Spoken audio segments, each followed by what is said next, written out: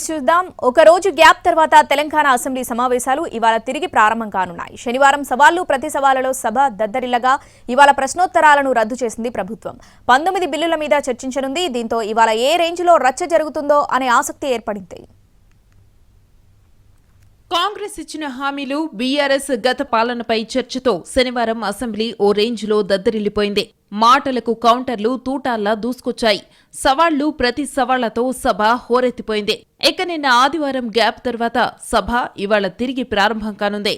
ఇవాళ ఎలాంటి చర్చ జరుగుతుందా అనే ఆసక్తి ఏర్పడింది.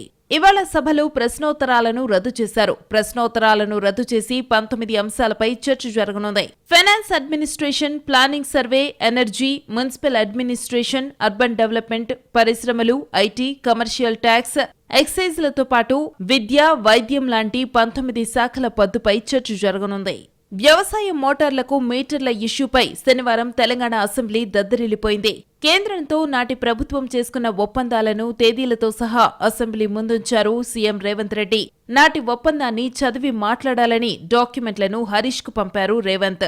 దీంతో హరీష్ రావు తన వాదన వినిపించే యత్నం చేస్తూనే సీఎం అందించిన డాక్యుమెంట్ను చదివి తర్వాతి రోజు సభలో సమాధానం చెబుతానన్నారు.